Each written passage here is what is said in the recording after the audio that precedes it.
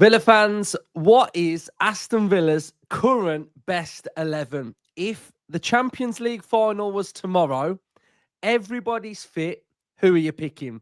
So in the comment section down below, let us know your team, who you're going with, what players, and how you feeling about the current Villa squad. If you're new to the channel, make sure you are subscribing, smash the likes. Let's have a like target of 1,000. Hannah, how you doing? I am doing well, thank you. I will apologise to listeners for the slightly hoarse voice. I would like to say that it's because I was just celebrating really hard against Spurs, but I've just had the lurgy. But very happy to be here, and I think this will be this is a nice conversation to be having, isn't it? Because we're just so stacked with so many amazing players now that we're spoilt for choice. So I think it should be interesting to see where we are alike and where we're different in terms of what might be our best 11. Yeah, we've got so much firepower as we saw at the weekend. We were absolutely brilliant. And I think it's a really good talking point and a discussion to actually see what our best team is on paper, because we know it's a squad game. We know players rotate. We know it's important to have a bench and everybody has to play their role. But Champions League finals not far away, and we are still in that competition. We're still in the FA Cup. So, what is the best Aston Villa lineup? So, Hannah, we're going to get straight into it. Let's go. Goalkeeper. I imagine this is just the easiest one that we're going to do. There's no discussion. There's no player that can get in ahead of Emi Martinez. So it is going to be Emi Martinez in goal. And I will caveat this and say that if me and Hannah disagree, we'll put both the players in. And at the end, we both get one vote to pick the specific player. So if we've both picked, say, 2 forwards and we can't decide and there's a left back, then one of us will get to pick which one goes in the team. So that's how we'll do it if we do disagree on a certain player. So left back then, Hannah, we'll go left to right. Okay. Who's the left back? Okay. So in my prep for this video, I did some like nice color coordination notes, and my thought process was that there's going to be some like Martinez that are kind of like shoe-in picks that I feel like sort of choose themselves, because we do have positions like that in the team where you just kind of know who would start on a cup final day. At the moment, I actually have left back as one of those positions that I just couldn't look past a player. So my best 11 left back would be Luca Dean. I do think we've had lots of conversations about Matsson's strengths, and I do think he is a good player and we have seen good performances from him. But I do think if you're talking about best 11 all-rounder, Luca Dean has that for me, because defensively he is that bit stronger and he does have a mean cross on him. So he's a little bit more of an all-rounder for me. I don't think Matsson's quite proved himself yet, but he is the type of player that I think has proven to be really valuable off the bench in a game where perhaps we're looking to chase another goal and he can bring that attacking spark. But I think for me, it has to be Luca Dean. Yeah, I think he's really solid. And I think we saw that against Spurs. I thought he had a brilliant game. I thought defensively he was very strong. He was positionally really, really good. And I just think he's probably more the complete player out of him and Maatsen. I think Maatsen in 2 or 3 years' time or a year's time could possibly make that position his own. But I think all-round package, I think you get it from Digne this season. I think, again, especially if we're talking big games, I think he's the one that I would want in there. I think he can be trusted as well, and I think that you feel safe with him there. So I think, yeah, we're off to a really good start then. So I would say personally, this one is an easy position to put a player in there, but I imagine that there will be in the comments people that put a different player in there to probably what I would put. So you can have the floor and let me know who you're putting in there. Okay. again, I think this was a position where, with everyone fit, sort of picks itself. And again, that's I guess there's a little bit of nuance to this, because are we saying, like, based off this season's performances, or at their best that we've seen them at Villa? Because this player for me is a player that we've seen be sort of monumental for the way that Unai Emery wants to play, an excellent defender, particularly in the sort of like playing out from the back, advancing our position on the pitch sort of thing, but hasn't necessarily had the best season and is now injured. But we're taking all of that away from it. So I would put Pau Torres in that sort of left centre back position. I think there is a reason why he's always been Emery's favoured left-footed centre back. He is an excellent player.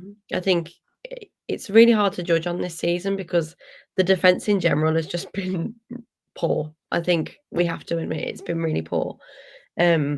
And some of our best players have been just not at their best. But again, thinking about like that big final, the way that we'd want to play, Pau Torres is like the enabler for that, really, because without him, we don't really have another player like him. He is sort of a unique asset to this team, and that's obviously why Unai Emery brought him back after working with him previously. It's the way that he really does kind of um, switch the game when we need him to.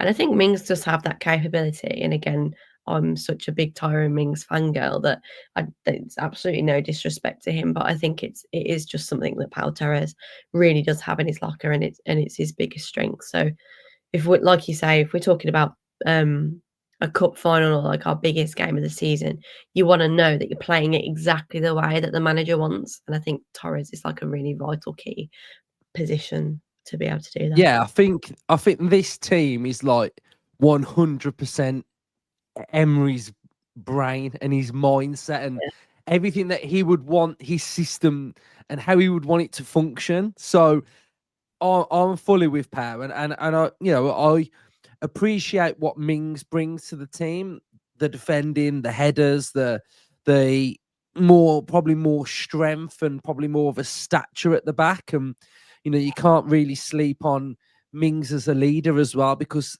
that can get severely overlooked as well. But I'm going to go Mings. I think the next one is really obvious as well, and it is Konsa. And I think he would be obviously first choice in this position. I do have in the back of my mind that if we were going big game, big game, I could see 1 in 3 centre halves in there. I think that would be a massive option.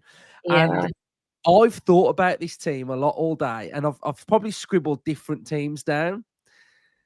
So when we get to the right back, it's going to be very interesting what we do. But I'm just going to put that in there, that is something that I think could possibly happen in a big game. So I did where are debate that. you at? Yeah, Did you? I I think I think it originated from me having Mings bias because I like him, and I think if they're all fit, I think there are really genuinely unique traits that the three of them have. Like Mings is again like no other player that we have at Villa in terms of his leadership quality is unmatched. Any game that we had Mings at centre back for in that sort of period where Torres was out and he was fit, you could hear him. Like you can hear him when you sat in the stands, and I don't think we have that at the club other than him. And airily, I think, like you say, probably the best player we have airily. So it's really tough to sort of leave him out. And I do think we've seen that Emery will sort of dabble in the sort of back five defensive setup. So it's not that it's not possible. And I actually like wouldn't mind it. But I think the reason I kind of didn't go with it in the end is I thought the preferred thing would always be a back four, I think, and also we want more of those attacking players in this team. Um, for the right back, it's sort of the first time where I thought start. It's strange because the right back option we've got now is so fresh, but it's the first time I thought it's a bit of a decision to make here. I again am probably quite a fierce defender of Matty Cash. I think he has always been the best right back we've got. I would always have had Cash at right back rather than Konza, rather than Bogard. I think there's clearly places where his game lacks a bit or could improve. So I'm not like naive to that. And I think for that reason, when Garcia came into the club, there was always the thought of like, is he a Cash replacement, or is he sort of just the backup that we sort of needed for competition for place, for cover for injury, etc. The only reason I really thought about there being a decision here between Garcia and Cash is from the performance of Garcia against Spurs in the FA Cup, because I was actually really impressed. It would be quite harsh to, in a Champions League final, give the place to Garcia over Cash if you're Well, talking about. he can't have the place because he's not in the squad, is he? Of course he's not. So So then, if we're doing our best 11 on paper, then you can pick whatever you want. But if we're doing it for a Champions League final, doing it for a final, that changes. Do you know what? I didn't even think about that. So that is true. So I mean, if we're going off our Champions League final hypothesis, we'd put Cash. To be honest, even if Garcia was available, I would probably still go with Cash. I think yeah, just for the fact that, one, I think he's probably a little bit of a better defender at this stage. The chemistry with the team, like the link up between Konza and whoever we're going to have on the right side, is going to be better. Just that bit longer under Emery, a bit more drilled, etc. But it would, I think, just a comment to make around it was the first position so far that I kind of thought, oh, actually, a little bit more up for contention at the moment. But yeah, maybe let's agree on Cash for sakes of this video. yeah. So that's the back four. I do still have a niggle for these three centre halves, and it would mean that Disasi would probably have to come into the team, and Concert go right back. That would be a big option, but I think, like you said, I think I'll go more attackers in the team. I think that's where I want it to be unlocked. And like you say, I think whether you rate Cash or not, I think he's got experience. He's played at Euros. He's, for one big game, I feel like he could really probably step up to a very high level and play well. So I think I'm comfortable with that being the back five then. I think we should just go straight into the forwards and miss out the double pivot, because it's Kamara and Tielemans, isn't it? Have you got anything else written down or not? I don't. I think it picks itself, doesn't it? They've both been Yeah. like unbelievable this season. Genuinely, like so good. So you can't put it past either of them to make the team. So if this was the sort of seven that we've got here, and then we're saying Cash would go forward, Kamara would drop into here. That's a general vibe of how this system potentially would look then. I'm going to ask you then, and I think this is where, it's about, I think it's about being honest with who you want now, and just being bold and brave. So we're going to kick it off then with the left-hand side. Okay. Who are you going left-hand side? So this did become an issue because we've got too many players now, and there's too many to fit in the team. I did agree on a final 11, and I don't know if it's potentially going to be a controversial one, and I'm now having to decode my color coding. No, I think if we're talking about like a left winger, I'm probably still going down a Rodgers route, even though I don't class him as like a left winger, but I feel like he always sort of is up and down that left side. So he's one of the last ones who I thought was like a definite starter. His kind of development and performances this season have been fantastic. He's proven he can do it at the top level. So for me, Rodgers has to be in the team. But then again, I'm not sure whether you would put him on the left side or not. So I've got Rodgers in my team, but I haven't got him where he's in your team. So what we'll do is we'll put him on the left where you've put him, and then we'll go around then. So who have you got as the striker? Watkins. Okay, right, that's pretty obvious. I think I would go Watkins as well. Now Yeah. we've got two players left. Um, who have you got on the right? Okay, yeah, I've just realised the error of my ways. So I think I'm putting Rodgers in like the number 10. Okay, Yeah. okay. Then it was between, so then yeah, this is my brain. I then had 3 players left for 2 positions. Mhm. It was gonna be Asensio, Ramsey, and Rashford, Yeah. uh, which is like, it feels horrible because I really want John McGinn in this team, Hmm. um, for a lot of reasons, really. I think look at the Spurs performance. I think John McGinn is a captain. He brings, again, something to the team that no one else does.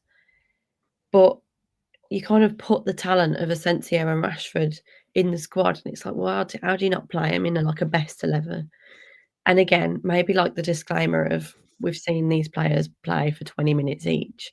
So if you ask me this in like 2 months' time, I might have neither of them starting. I might have McGinn and Ramsey. But I think if we're like on paper, potential ability, unfortunately, I think McGinn drops out, and it breaks my heart because he's my favourite. So for the 2 positions, I would actually say that on sheer talent, I'd put Asensio on the right. Yeah. Bailey's just not doing it at the minute, is he? He's No. just not doing it. Just not doing it. But for me, it's a real tough one between Ramsey and Rashford. I think I know what you're gonna say. I think you'd go with Rashford. The Yeah, I thing would. the thing that's drawing me to Ramsey is almost like the Matty Cash point of, like, the experience in the team, longer under the manager, um, almost like the boyhood club factor of just, like, pure passion in a cup final, um, and, like, the link-up play that we've seen with Rodgers and Watkins has been really good as well. But then I go back to, like, the fact of, are we doing this on, like, on paper ability? 'Cause I don't know if Asensio is gonna be good, just as I don't know if Rashford's gonna be any good. So I can't also disagree with Rashford. I think if he plays the way we know he can play, he's obviously the shoe-in to take that position. We couldn't argue with that. Don't think Ramsey could argue with that. But at this stage, it's really hard to drop certain players out for new ones that we've barely seen play yet. That's where my kind of McGinn and Ramsey kind of reservations are being held because we don't know if they're going to pay off yet. But on paper, I think that's the team. Yeah, I do too. You've gone through a lot there, and I'll try and unpick a little bit of it. Sorry about I that. would I would probably start Rodgers on the right and have Asensio off Watkins. And then what I think would happen is Cash would go forward, Asensio would drop, Rodgers would go up there, and Kamara would go there. So then that would sort of be your midfield. That's how I think it would probably look in my head. So with all that, I agree that I think having McGinn not in there, such a leader is such a tough call, and I don't know whether this team is a bit too attacking. Has it got a little bit of has it got enough sort of defensively? Because what you could do is you could say that Cash was going to be your right back, Rodgers on the right. This could be McGinn in here. And then what would happen is that McGinn would then drop into a double pivot if it was McGinn there. So it'd go like that, and then Kamara, and then that's sort of like double pivot. And that's Yeah. probably got a little bit more structure and strength to it. But I'm like I think, sitting here looking at it now, and like I don't know if I agree with some of my decisions because you say it like, is it too attacking? Is it too naive? Like again, am I being too practical by thinking like Asensio and Rashford are lone players, whereas like McGinn and Ramsey are like servants of the club. Like I would want to see them like from a like emotional point of view. I'd want to see them in this team. And like I say, I think McGinn brings something. If you're in a cup final, you've got McGinn who's going to run his effing socks off. I'm not going to swear this time. He's going to run his socks off, and he'll put a challenge in. Do you know what I mean? Like he will. When McGinn's at his best, I genuinely think he gets in any team in the Premier League, and I seriously mean that. So maybe I'm debating now putting sort of like McGinn in that position and dropping Asensio out of the side, but he's like that firepower off the bench sort of thing. I think Rodgers has to stay, Watkins has to stay. So it's Yeah, probably for me the loanees that drop.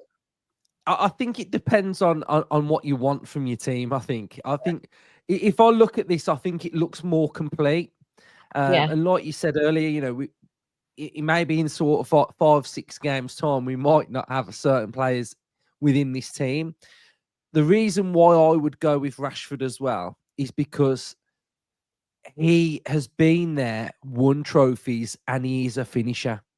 yeah, And I've kind of played this as if like it is a final. So within that, if the ball fell to Rashford, I would want him in there burying it. yeah, And no disrespect to Ramsey, but his finishing the other day, you know, he had far too many chances and he didn't yeah, put it away. So I feel like Rashford, and then obviously he'll be in and around these areas anyway. So yeah, I've just got a really good feeling about Rashford as well. And then obviously the bench would be Onana, Barkley, Matson, Asensio, Ramsey. it's a That's brilliant pretty. bench. That's a pretty good bench, and you know some players have got a. Well, Disassi would be on there as well defensively. Mings would be on there. Olsen would be on there. So yeah. So are you happy with this team? Yeah, I think so. I'm happy now that we've put McGinn in. There was just something, do you know what I mean? When I was looking at that list, I was getting a bit confused with who I chose. I think I just neglected John McGinn, which I hate to do. And I think he does bring that balance. And like you say, even like if we're again being like super, super practical, like imagine anyone else in that midfield gets injured, McGinn's like a utility player. McGinn will drop in anywhere. McGinn will drop in and cover it. Full back, centre back, he'll be like back there covering. But then we've seen how good he is, like pushed up the field. So I think that's also something that Unai Emery loves, isn't it? Like a player that will play to their strengths, but also like who's going to be able to mop up and fit in gaps and stuff. And I think John McGinn is like the perfect example of that player. And the fact is, like, he's pretty much now the only player left from the championship days. Like, from like again an emotional point of view, having him in that Champions League final team would be something special. Love it. So Villa fans, that's our team. Let us know what your team would be. Write our team out Yeah. of 10 if you want to do that as well. But to finish off, Hannah, we've got Cardiff in the next round of the FA Cup. I've had a vision. I've had a vision that we get into the final. So, what are your thoughts on the draw? I think it's the first time I can remember that we've had like a nice draw in a cup competition. Because even like when we drew Spurs, I thought, oh, it's typical. I mean, we are lucky that they are again pants at the moment.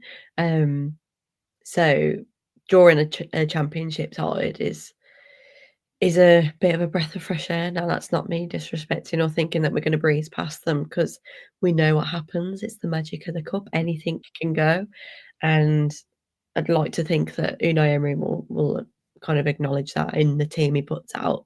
But what a chance it is for us to progress in this competition. Say we beat Cardiff at home, we've got another draw then.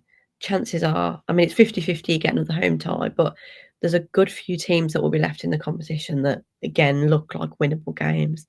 And then you're at Wembley and anything can happen. And it feels like it's within touching grass. Imagine what's going to happen to Justin if we get to Wembley. I think he's going to be inconsolable. So we've got to do it for Justin more than anything. But I'm really excited. I think to draw them at home is brilliant. Because again, that's another little advantage for us. But the only thing is, obviously, it's around the time of our next Champions League fixture, isn't it? So juggling the squad then, I think we really, really need players back, don't we? We're lacking majorly at the back, but also we want Onana back, we want Barkley back. We need some players fit and ready for that week because it's going to be a big one. We're really going to have to rotate the squad and hopefully make the most of all the signings that we've got. Good chance for the likes of Marlon and Garcia, who obviously aren't going to be in the Champions League games, to step up. So it's exciting. It is really exciting. I think I, for the first time in a long time, I've got that little like sprinkle of hope and excitement in my tummy that we might do something, and that alongside with obviously being in the last 16 of the Champions League is setting us up for potentially a really, really good season, isn't it? Despite the fact that we've been riddled with injury and cannot keep a clean sheet to save our lives. So I'm feeling really excited at the minute. Yeah, it feels like the draw has opened up a little bit, really. I mean, Liverpool out, Chelsea out, Arsenal out, Spurs out. You know, they're big teams in English football, and the fact that now we've got Man United, we've got City still in there, us, Newcastle. You know, we are probably one of the favourites now to win it, really. So, you know, if we get through this one, imagine we get Burnley in the quarters at home, and then you think you're a game away from like Wembley then, and like you say, anything can happen. So really exciting, and you know, stuff to really look forward to. So thanks everyone for watching. We thought we'd just have a bit of fun and try and pick Villa's best 11. So thanks, Hannah, for coming on, and up the Villa. Up the Villa.